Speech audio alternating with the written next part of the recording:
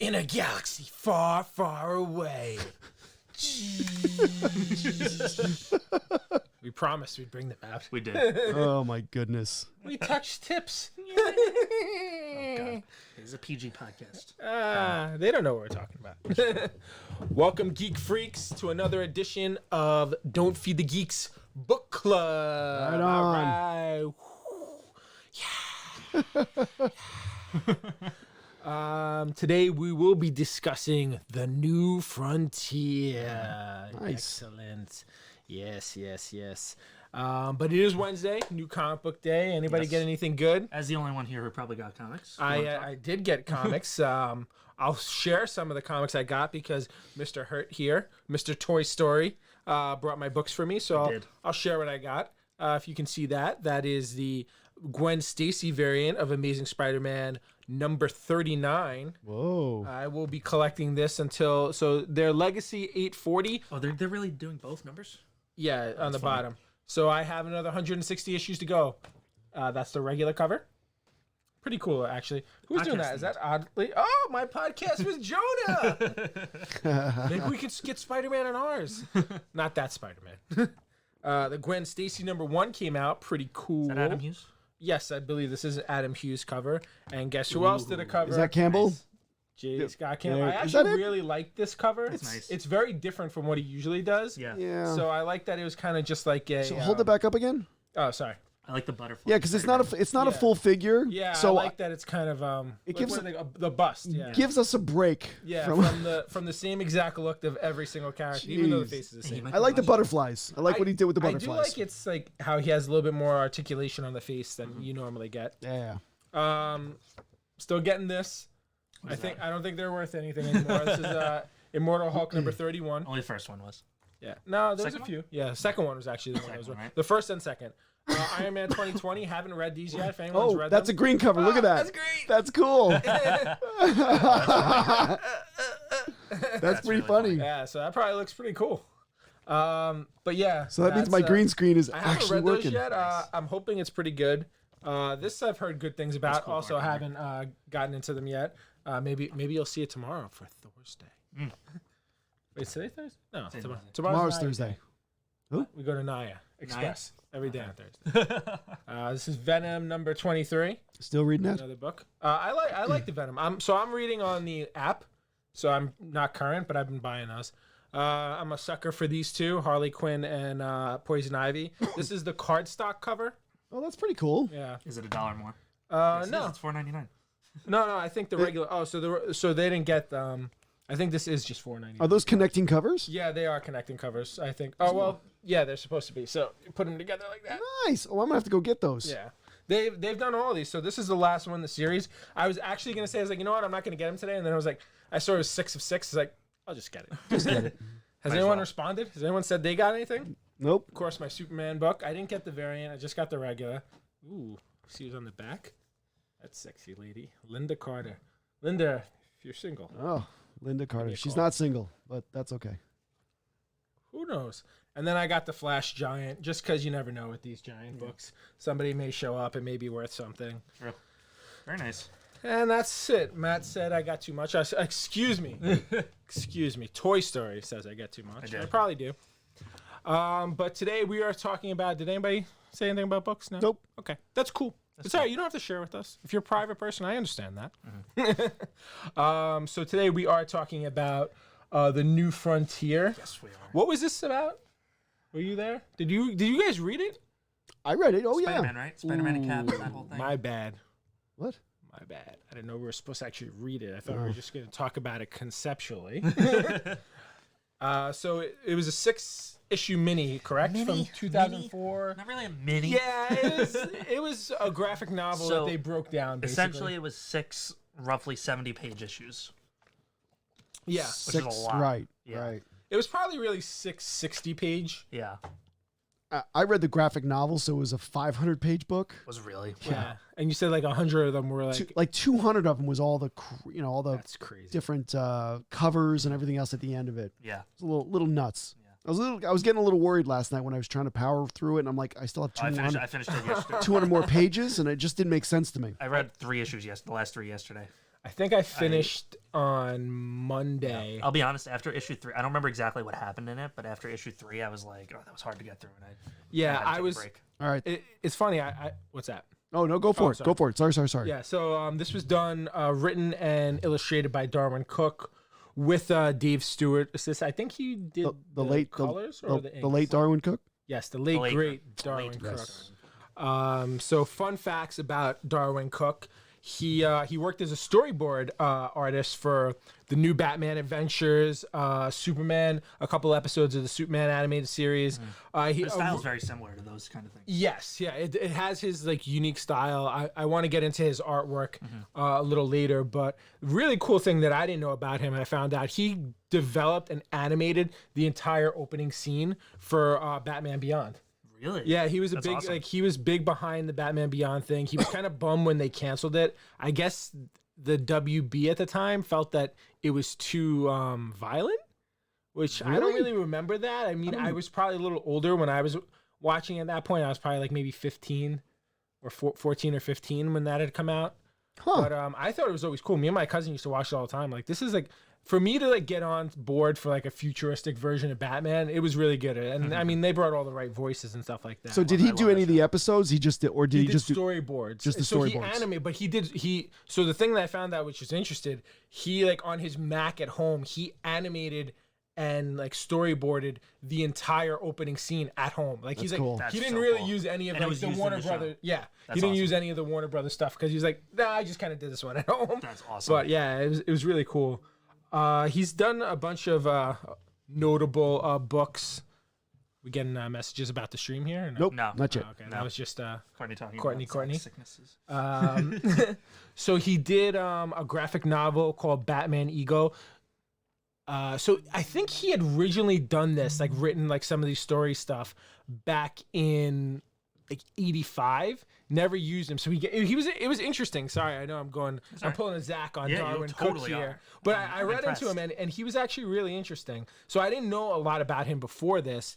So he was interested in doing comics. He got hired by DC, but he was only getting like $35 a page back then. And he's like, I can't make a living off this. Yeah. So he went into like doing like graphic design and stuff like that. I think he's from Canada, Toronto area. So he went back there. He was working for he started his own like graphic design company. And then like in the mid 90s, he kind of got back into comics. He jumped around a little bit. But I think like one of the first big things he did was like this Batman Ego, which was like a compilation of like some of the stuff he did before. I forgot who it was that found his stuff and was really into it. But yeah, he did that. I mean, the New Frontier was one of his bigger things, but he did it's definitely his most popular. Yeah, he did a revamp in like 2001 of Catwoman with Ed Brubaker. I never read that, but I know the covers. Like the covers are pretty popular. I think that's the revamp that eventually turned into like all those Adam Hughes covers. I'm not 100% sure. But then other books he did was Batman and the Spirit crossover. He did before Watchmen, The Minuteman, and Silk. He's a big Watchmen fan. He said that they asked if he had any pressure like doing it because like he was so into it, and he goes, no, not really. He goes at first like I was a little apprehensive to do it, but he eventually just said, I'm just gonna go and do it. Good. But he really didn't get into comics until later on. I think he was like already in his like 40s or something, like late 40s, I don't even think early 50s, but probably late 40s. By the time he really hit success, between like 2004 or 2005 when New Frontier came out until like 2015. When, like his moment. Yeah, that was like what blew him up. So his awards were, he won 13 Eisners, 8 Harvey Awards, and 5 Schusters. Wow. And that was all between 2005 and 2015, That's including a Hall of Fame for the Harvey Awards Hall of Fame that he received posthumously. Good word, however. In 2017, after he passed tragically in 2016 from cancer. Yeah. But he was really big guy in the industry. Everyone seemed to really like his stuff. He was really close with Jimmy Palmiotti. He actually sought out Jimmy to get involved with Jonah Hex when he was working on it, and I think Justin Gray was the other guy doing it with him. But he worked with a lot of different people. A lot of different books. He did a little stuff with Marvel. I forgot what it was. It was a Spider-Man book. I remember he says like after reading Spectacular Spider-Man 2 or something like that was when he decided he wanted to be a comic book. So that's cool. That's cool. But yeah, sorry, I went on for a long time. No, that's good. Darwyn Cooke. I feel like for a story like this, especially now that he's no longer with us, it's good to give a little bit of background. Yeah, for sure. And this is a super deep story. Oh yeah, definitely like kind of like the biggest, I think, meaning, like more of a hidden meaning, but not so much a hidden meaning. It seems, for me at least, it's very heavy. It hits similar to Watchmen, as it hit to me similar as Watchmen. Probably, yeah. There's a lot of social what's it called? Social commentary. I feel like there's a lot of social commentary. Oh yeah, of course, for that time. So it takes place between 1945 and 1960. And it essentially like bridges the gap between the Golden Age and the Silver Age of comics. Yeah. Like you see kind of both characters from which was one of the things that I did find interesting. It was pretty cool. Like if you notice Batman, one of my favorite things in the beginning, Batman looked like he did in the early Detective that was Comics, cool. and then later on he looks like he did during the in the 60s. Yeah, it was and cool. It It was like why'd you change your costume? It was a cool changeover on that. Yeah, you could tell. And- So like, and then- even though, You don't have that one, right? I don't. I That should would've have. been cool. Like even though his art is so like his style, I feel like he still fit those two styles perfectly. Oh, yeah. His art, Yeah, I like the when they bridging that gap. You don't know a lot of the old Golden Age characters. Like I don't know a lot of them, and this brought opened my eyes to a couple of them. One was the Sea Devils, which we'll talk later. But was that what their names were? I guess so. I don't know. So I think their name was something else because I was trying to figure that out. Right. Do you want to just do like a quick synopsis on the story? Yeah. It's not going to be that quick because there's a lot.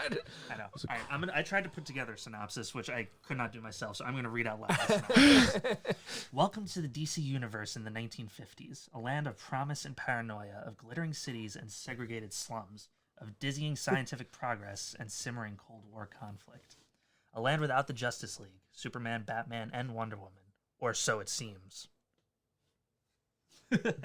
Oh boy. The masked mystery men who fought for freedom in the Second World War have been outlawed.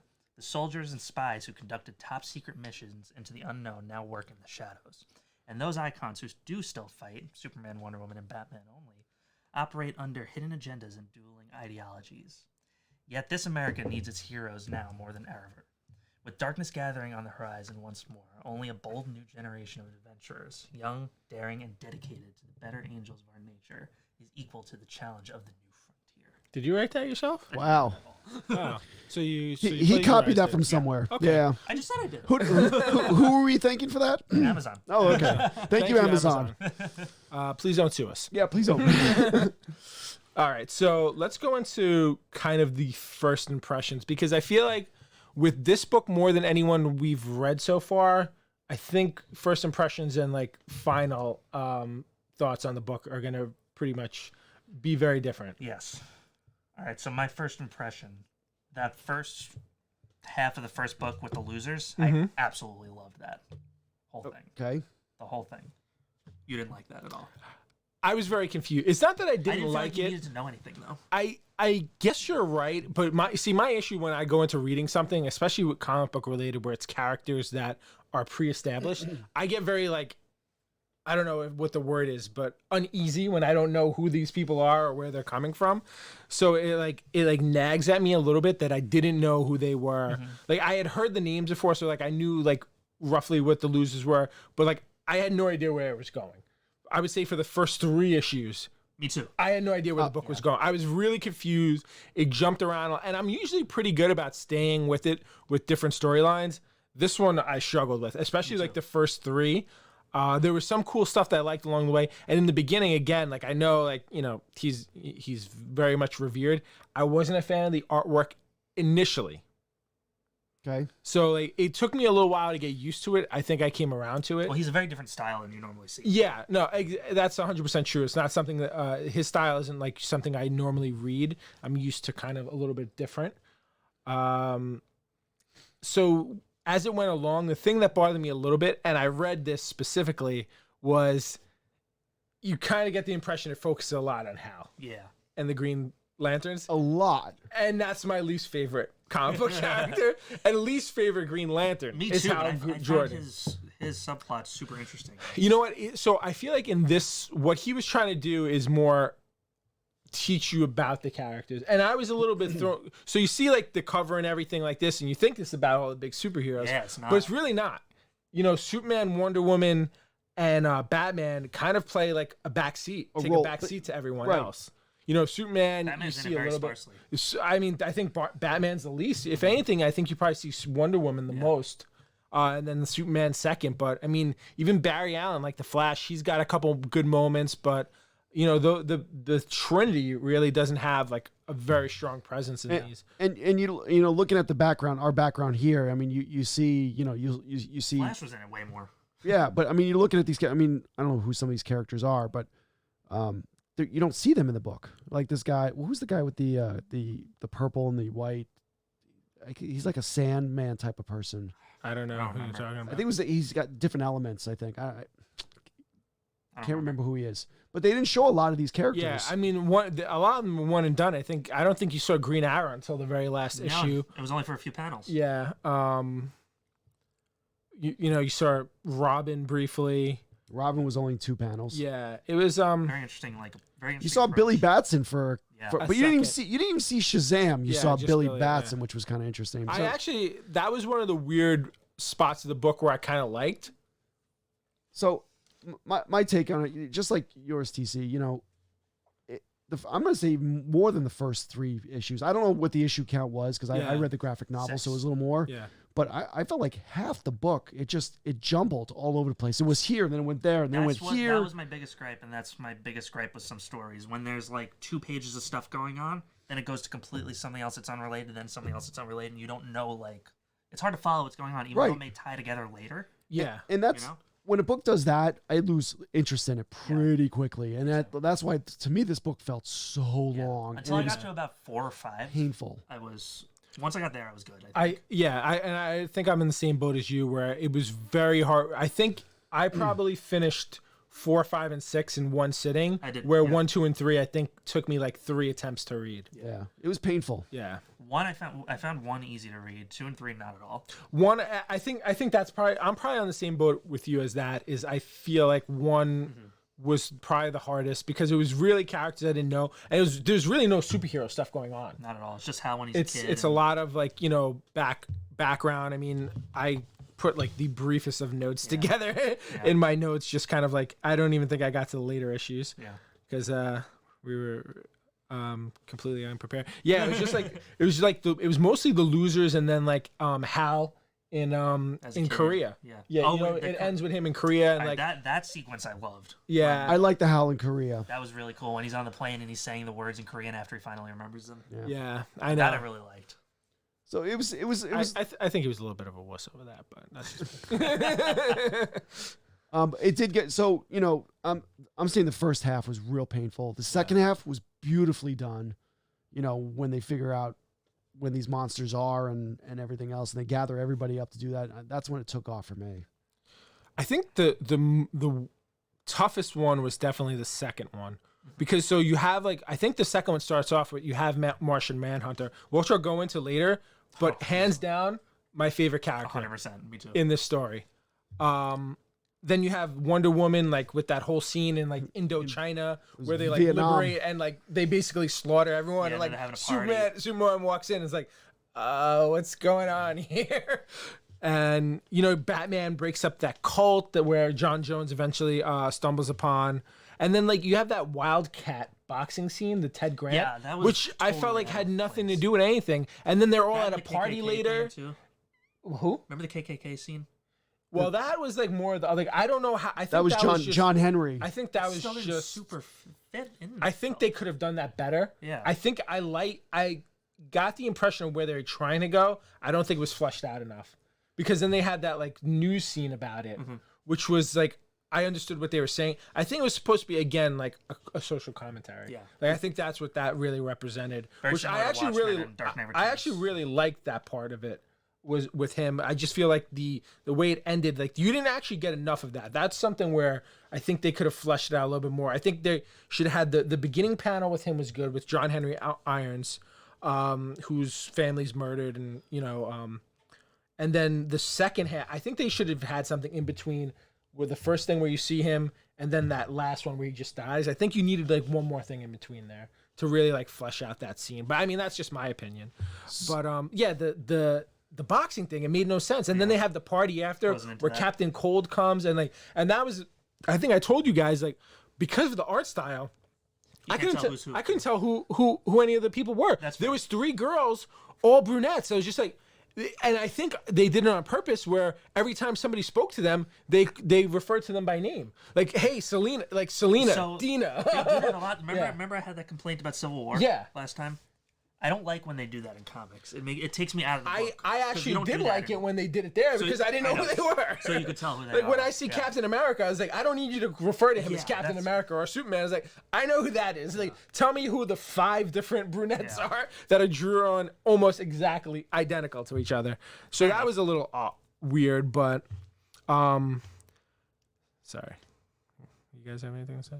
Don't let it die. No, I'm gonna take it back. You love taking it back. Take it back. That whole John Henry sequence, that was probably my most favorite part of the whole book. It was really powerful. And it was too short. Yes. I mean, that one panel, I'm gonna bring it up. I'm gonna bring up the image here. I mean, I mean, this, when I saw this, I was like, oh my God, like, that was I needed more of this, because I thought this was just, I mean, you think of John Henry, you think of steel, you think, he's in his irons and, Superman insignia on his chest with the big giant hammer. This was definitely something different. It was cool. This took it to a whole new level. And that's something where I actually like what they were trying to say. Like, it seemed like something, a lot of stuff nowadays, like, it's almost like being forced down your throat a little bit. Yeah. This felt like very fluid, very, you understood where they were coming from. I think this was a really good, like, actual social commentary where you got, it was the right message. And I kind of connected with, like, because, his family got murdered, burned up in a house. Oh, I mean, he's going after these guys. And then, next panel, he's trying to help, get help from a little girl who drops an N-bomb on him. And then that's it. And I'm like, what just happened? I know. Yeah, that's the next time you see him. And that's what I was saying. Like, I really needed something in between there. Yeah, I do like how after that, though, they went to like that news segment where the guy covered what happened. But it was quick. It was, yeah. And it was one of those panels where if you didn't read it, you would have never known, because it was so small and just. I think that was definitely underdeveloped. But this, I want to know more. Like, I want to see a comic book with this. Yeah. Like, just give me a comic with that. I think this is just a powerful image. I love this image. Yeah. Yeah. Good stuff. And then I think you move on to like the next one where it's like those. So I think those guys might have been called the Guardians. Was that what they were called? Like those like random group of guys in the cornfield? Yeah. I think they eventually called themselves the Guardians. I could be wrong. I couldn't understand what they were. I thought they were the center people. Yeah. Like that. I was confused about those guys. Very confusing. And then they wind up forming that team. And I thought their team, there was a lot of teams of like human beings, which got me confused. So you had the losers, which Flag runs into. Flag starts like Task Force X, which is like Suicide Squad, which is eventually becomes them later. Right. But it was mentioned. It was and weird. Then these guys, who I think are called the Guard, I didn't even know. I just read the story. I was actually, before we come in, I was like, what were these guys called? Like, I think it's the Guardians. Like, I don't even remember. No idea. But yeah, there was a lot of like just like human team, and then like Faraday was like part of Flag's group of guys. They were all in like veterans together. It was a lot of like post-military stuff going on. I mean, just a lot going on in general. It was some of it was like very like well you like can't thought read this out. book quick. No, not at all. I think that was our problem. Yes, we were trying to like power through it, and I think you really need to absorb it, digest it. Yeah, like digest it, like read what's going on, maybe flip back a couple times. Yeah. It's not a like sit down, power through it, and then it was all straightforward. Like, I think that some of the stuff, I don't know if this is the way to put it, but you really have to reflect on it a little bit. Definitely. So And if you power through, you don't have time to do that. yeah, and I totally understand why this book is revered as much as it is. I mean, it's more intelligent reading than I'm capable of. It's not made for folk like me. Nope. But yeah, there's a lot going on. Again, like Jerry, John Henry, I love. Hal starts like doing like his training, which he doesn't know he's doing the training for. After that other guy, so the other guy, Pappy, I think he was part of that Guardians group too. I couldn't even figure it out because all those guys in that group, aside from the red-haired guy, who a couple times I confused for Jimmy Olsen, like I don't know who these guys. These were the guys going to the space, right? Yeah. I was like, by the end, I was just like, I don't know who any of the human beings are. Yeah, it got a little, not a little. It got a lot confusing. And then it's funny because after that, towards the end of at least that book, like they kind of like are trying to like hush up Wonder Woman about like starting any type of like equal rights for everyone type thing, and they kind of like push her out of the U.S. They're like, yeah, maybe it's time for you to go and like retire, take some vacation. I was like, whoa, and she was just like almost flabbergasted by it. So she just winds up going back to Themyscira. All right. So, what characters struck a chord with you guys? Like, what was John Johns? Marshmallow, yeah, of course. Yeah. He not resonated. What's the word? I think resonated. Resonated. He stood. I don't know. He stood out the most to me. Like whenever he came into panel, I was like, oh yes. This is I kind of felt like he was like the Superman, like. You know how like Superman, he was very much the inspiration, I think, in this. Yeah. Almost. A goody two shoes like Superman. A do-gooder. Yeah. Obviously, had to conceal himself to be human. But I liked that in him. Like it was a cool 50s. He definitely does have a lot of the same qualities, I think, as Superman. Yeah. I think, the fact that he's, it's funny because he even says in the book, he goes, oh man, it'd be so much easier if I just looked like him and had, because he pretty much has almost the same powers maybe Superman's a little bit stronger than him. But he can also change his appearance. Yeah, but he can change his appearance. He has he's probably, it's arguable whether he's more powerful than Superman or not because he also has telepathy. He can phase through stuff. He's got a lot of additional powers. But I love the innocence of him. Like he's coming in he almost just wants to do good. Yeah, he's educating himself via television. Yeah, he's like he's like that was so cool when he's turned into different characters and then he decides he's gonna be a cop and he uses a lot of TV cop lingo and his partners are like. What's with this talk? like what do you think this is a movie? That's what I was getting. The innocence. Yeah. And one of my favorite scenes is when he finally meets Superman at the end. He goes, "Oh, I love your animated your cartoons." I was like, that's just a great scene between the two of them. But yeah, I'm 100% going to agree with you. Were you going to say more on it, or we just stole it from you? You saw it. You saw it. The words right at him. There you go. Was there anybody that you felt a little underwhelming? A lot of them. The one that struck a chord the most. Underwhelming? Yeah. Underwhelming? Superman. Yeah. I mean, that disappointed that by was cool before he went to go punch the island and then got thrown into the That water. was my favorite moment with him, but otherwise, they were throwaways for sure. Yeah. I was going to say, that's one of my favorite scenes because, that happens, and then you just see everyone's face. They're like, oh, we're screwed. Yeah. Batman was, the main three... no, that's not true. I think Wonder Woman stood out really well. I liked every scene she was in. If you want to bring up that one quickly. Which one? So do the first one with the plane. So that's an awesome scene. Oh, sorry. So you see her she's all bloody, so she's all bloody. Come face to face with the center. Yeah, this was pretty. It's all right. It's just I gotta figure all this. So I like this scene because it was you always see the invisible jet, but you never see something like this where it's just blood dripping and it's pooling up around her. Yeah. And can you imagine just seeing that flying? That'd be pretty nuts. it's the pool of blood floating. Side story, I think we're gonna see the invisible jet in the movie. Yeah, I think so. Yeah. Yeah. Hope so. I like this scene too because you always wondered what kind of plane she always had, and one of my favorite planes is a P-51 Mustang, and That's what they say it is. That's right? that's Yeah. what Superman's That's cool. going. Yeah, that's a prop. P-51 awesome. Mustang. And You're like, "Ah." she's had, I guess, she's had it in storage forever, and she mentions like, she had to so drag it out of haven't- mothballs. I and- haven't flown this in forever. So this was cool, but yeah, that's the bleeding Wonder Woman. Yeah, she honestly had a lot of great scenes. I mean, she's probably between her and Lois Lane, they actually had a lot of, and this was something I guess when they were making the movie, which we'll get to later. He made a big point about them not cutting any of the Wonder Woman or Lois Lane scenes in there because they kind of like were really the heart of the story. Mhm. But yeah, I like that scene. And then the one where she like just randomly kisses him. Yeah. Well, yeah. So that's the when he pulls her That's out it, of the pulls her plane. out, yeah. Yeah. Oh, and then you want to Yeah. see the. There we go. So yeah, randomly. I mean, she's dying. Yeah.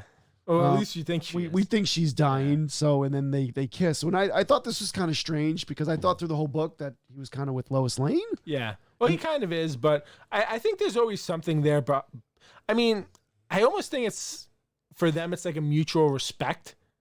Like there's a love there, and I don't think it's like I know they DC had their moment when they were romantic together, and I know Bojo likes her with Batman, but I always feel like those two are really the right choice for each other. What's that? Catwoman. So 100%. we got Zach on, and Zach says that Jones' scene where he's learning English and changing his appearance was one of his favorite pages. Oh, absolutely. That's the one where he was turning into Bugs Bunny. Yeah, and he was turning into someone else too. it was a cowboy or the Indian. Yeah, which was the pretty Cowboys cool. movie. Yeah, that was a great scene. I love that. That really stood out for sure. The I mean, obviously Hal Jordan. I liked where they were going with his character. I just felt he was a little annoying. So some of his scenes I loved. Like I loved when he was moving the mountain. Wonder Woman and Batman That's for cool. life. Yeah, I know. Zach. I know, Bojo. Yeah, jeez. That it's never gonna happen. So I'm curious to know why they focused around him a lot. Who, Hal? Hal. I mean- actually have a reason for you. Okay. I don't know where that's at. That's somewhere. That's one of my kids' toys. I don't know where it's at. Somewhere in there. Is it It's trapped? so- Is it trapped? So funny. Rooster in here. I guess he really liked Darwyn Cooke. That is really liked Hal Jordan, and he put him in. He kind of made him the focus because he wanted people to think he was cool. I didn't get that impression Not at all. from the story, but maybe some people did. I'm sure I've never Bojo. read anything Green Lantern, so honestly, I can't say what I think. I he's have read supposed to be. again. Bojo recommended a bunch of stuff, and I read them, and some of it I liked. I don't really like. I'm not big fans of Hal Jordan or Kyle Rayner. I just don't find their. Gardner, you like? I like Guy Gardner. I like Jon Stewart. My favorite, hands down, is Kilowog. But that's just. I me. like the Green Lantern animation. The movie animation, I love that. The comic books, Yeah, I struggle to get into it. yeah. I don't know. It's just it doesn't hold my interest. Fair enough. Did you do any of the characters? You said Superman, right? I felt like didn't feel like there was a huge focus on any one of them besides Hal. Like I don't feel. I mean, I don't feel like too many had everyone sort of had standout very moments. other small moments. I think John Jones definitely had bigger moments. Oh my God, he just wrote something else, right? He did. He said, Hal is your quintessential every man in the series, early Silver Age character, and this is very much a love letter to the Silver Age of comics. Okay, agreed. very I understand nice. where you're coming from. We like that. Still I don't like like that. Hal though. Sorry, what were you saying? I don't remember. Characters. Are there any like scenes that stuck out to you guys, or subplots? I mean, any kind of 100% that I love the scene where Batman comes into John Jones's like apartment, and he kind of like, I know everything about you. I've been watching you, and he's like, I want you to help me with like this book or whatever. He gives him like the key to it, and he's like, I spent $70,000 on a sliver of meteor to take the other alien out. For you, it only cost me a penny. Book of matches. I was like, that's such a great line. Such a Batman line. amazing. I was like, I really like that scene. Amazing. Like Batman didn't have a lot of great scenes either, but that was definitely my favorite. That was a good one. But yeah, that I really like that scene. And then randomly, it was funny how and I think I understand where they were going. The scene you mentioned with Billy Batson, and I think it was the Spirit. And, Spirit, Dr. Fate, Dr. Fate. And I don't know the Phantom Stranger and Zatanna. Zatanna. And they're all there, and they're kind of like the Golden Age characters. Sitting on the moon. Aside from, the Trinity characters. And they're like, oh, we should go and get involved. We should help. And they're like, well, yeah, we probably could help, and we could do this. It's like, but, they didn't want us. We all decided to take a back step. Let these other guys, these new guys, take the lead here. And it was kind of cool. It was almost the moment where you see the shift between Golden and Silver Age, which I thought was pretty cool. Yeah. I think they could have done without that scene because it was very confusing. Again, it was just one of those confusing parts. I feel like this is a book you got to read multiple times. I think you do. Yeah. I think you do. I do think that it's likely I would enjoy it more a second time. Definitely. Yeah. But was there anything that like surprised you necessarily? Well, so again with the whole with the first 2 or 3 issues, things are just happening. Nothing seems connected. Yes. I had a feeling that whole, because they spent so much time with the losers in the beginning, I had a feeling they were going to tie back to that somehow. Yeah.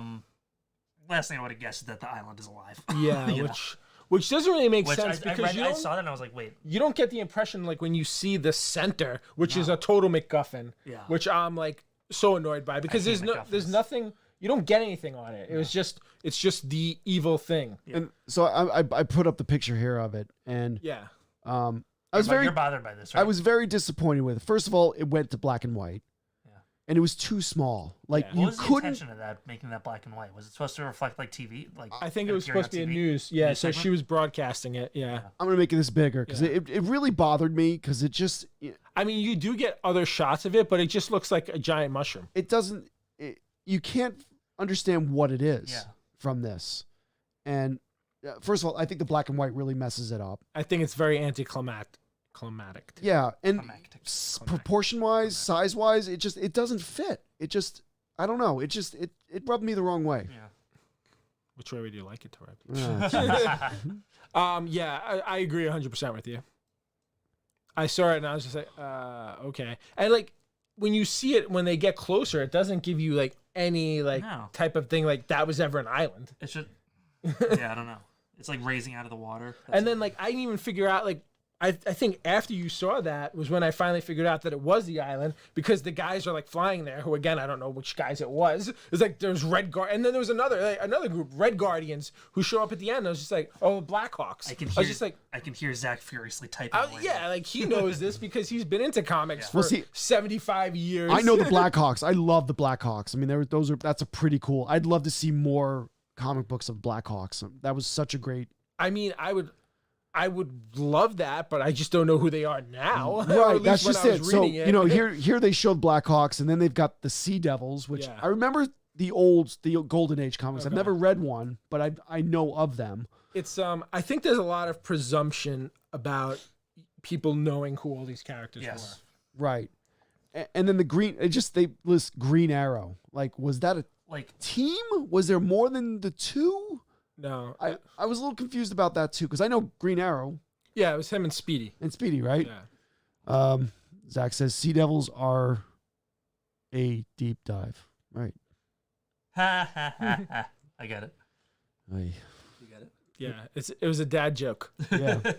Sorry, Thanks. I'm gonna laugh later. Zach, I appreciate Thanks, Bojo. Yeah, so that was a comic book. I would like to see that now. I'd like to see somebody do that now.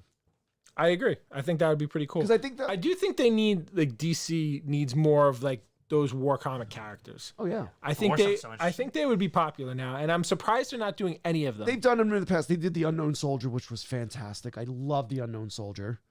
Pun intended. Yeah, thanks. Yeah, we know. we got it. They've done some, but just not to that degree. Yeah. Like, I think they need to do more of the teams. Like I would probably read like a loser book. Dad jokes for life. Or like maybe the Blackhawk guys. And they've done the losers. Sure they've done new ones within the last 5 years. They've done. Oh really? Yeah. Probably because of this. I have a bunch of them. Yeah. I don't know. Maybe I may have to go back and like start reading those again. I definitely didn't again see like that island being fake or whatever. Like midway through, I was like, okay, what the hell's the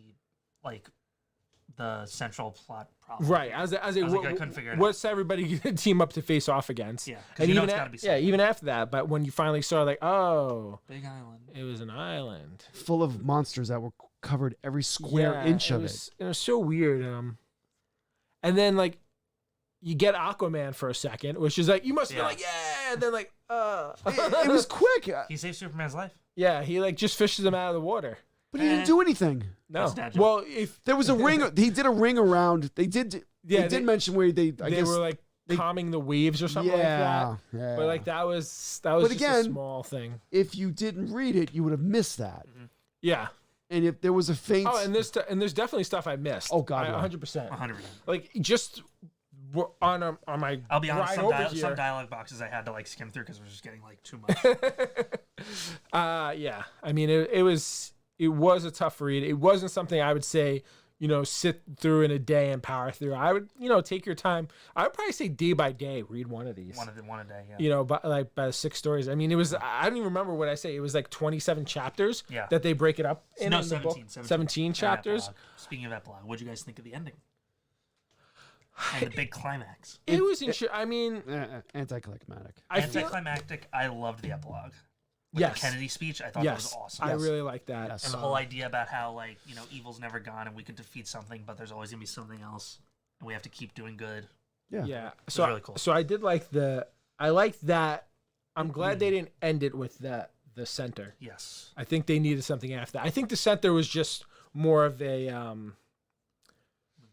MacGuffin, but more like just a...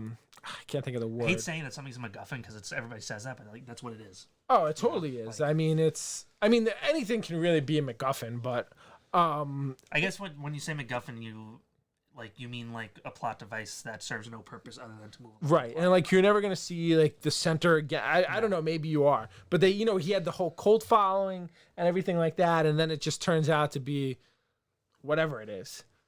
I don't even understand like how it's affecting everyone. Like it had like a mental hold on John Jones. It was just really strange. He was really sensitive to the mental. And that was the other thing. So there was a scene where John Jones killed Faraday because John Jones he was being controlled by the center. Well, he didn't technically kill him. So what happened was Faraday takes like the mental hold. But how did he do that though? I didn't understand that. It doesn't really make sense, but he kind of did. So he almost sacrificed himself for John Jones because it seemed like he respected him so much. I really liked the interactions between Faraday and John Jones too. Oh, yeah. Those were probably some of my favorite interactions in the entire book. Even though, and before that, I didn't like Faraday at all. Like he's trying to like capture. Well, he was a jerk. He was a jerk and all that. Yeah, and then all of a sudden, really weird. I think John Jones had an effect on him where he became, somewhat good. No, but I agree. That whole interaction when he touched him and then he died, it didn't make sense to me.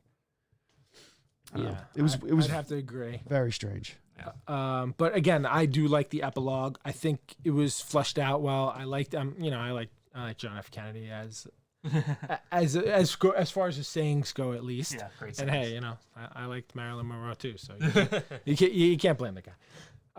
So Jim, how did it compare to the movie? Because you're the only one who saw the movie. I saw the movie quite a few times. I liked the movie. I've seen the movie more times. I've never read the book, so this was the first time I've ever read the book. And you still found the book hard to get through. The movie was better because it cut all that other crap out. I think from what I remember, it condensed it.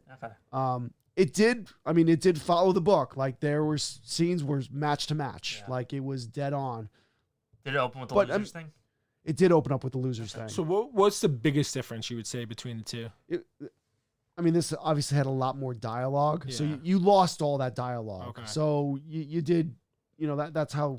It was much shorter reading wise. Was there anything different that they put in the movie that wasn't in the book? No, it was so if anything, it just cut stuff out. It cut stuff out, okay. But it was dead on for every page. I think the center looked a little bit better, obviously, because it was more animated. I mean, it was animated, so it was good. Mm-hmm. But the whole Wonder Woman scene in Vietnam, like I love that was probably my favorite part in the movie side of it. because they're shooting him with bullets and they're bouncing off. It was pretty cool. But no, it was dead on. Cool. Yeah, I did like the end. Oh, so one more scene I'll go to that I really liked is when Superman and Batman meet up and Robin's there. Oh yeah. And he's like, "Oh, you really do know him. This is so cool." That was a cool scene too. I like that one. Well, that was the same scene where he was like, "Oh, you changed your outfit." Yeah, exactly. Yeah. It kind of explains. I do like I think there was a lot of really good intentions of the book. Oh yeah. As I think some of them might have been lost on me. Like if I may need another 10 years as a comic book fan to completely understand all of them. Well, as someone who's read all the early detective comics from the 30s and 40s, like I appreciated how they made a book like that. I But know. like someone else might not notice that I recognize. Like Yeah. stuff like that. But I like the recognize. average comic reader reading this may not recognize them. Yeah, and that's we'll talk about that. I guess before we do our grade, let's do our grade first, and then we'll talk about recommendations. All right. You go first. So this is a first read through grade. I'm Yeah. fully open to it increasing afterwards, which I think it would. I would go 7.5. Ooh. About. I was gonna go 6.65. Really? The story really it was just tough to get through. See, I'm not dinging it as hard because I think it was my fault for trying to rush through it too much for this. I don't feel like I rushed through it. I don't feel like I rushed through it. I feel like I had to. I felt like the art. I love the art. I love the transitions between everything. I just felt it was just as I read it.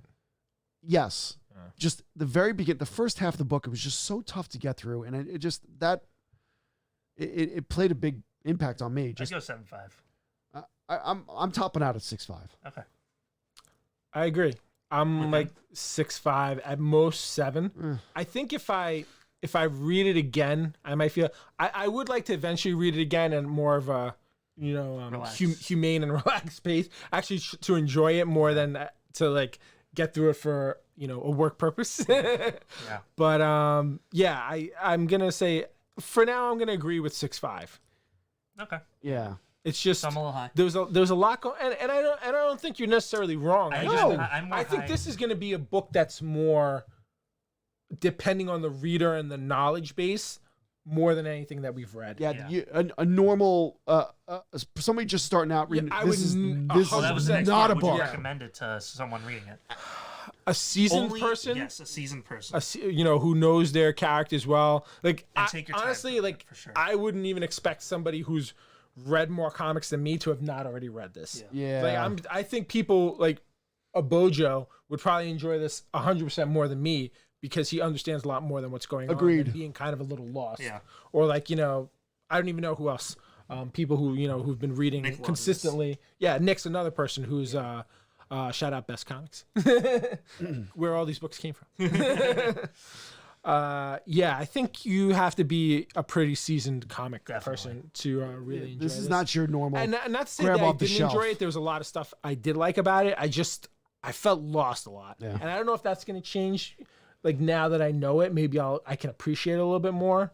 Where the story's going. So our friend Bojo here said tough for new readers, but could entice people to search out more. Very true. I think so. Yeah. There was a true. lot that I was like Wikipediaing almost. Yeah, because now like I said, this opened my eyes. I want to find a book on Sea Devils. I want to read Sea Devils. Yeah. I want to read more Blackhawks. Because that to me that I was want to read more really Manhunter cool. stuff now. Yeah. Yeah, there and you go. And that's the thing. Like I drive myself crazy with that because I have OCD. completionist. Yeah, and I was just like, well, I don't know who these people are, and I need to know everything about them. And it's just like, Which is why the losers thing didn't work for you. Yeah. Probably. well, it wasn't even that. It was so confused. Like I couldn't see where it was going at that point. Yeah. And maybe that's a good thing. But usually I like to figure stuff out. Like I'm one of those people who ruin the story for myself because like I want to figure out where it's going before like they get there. Yeah. But even like.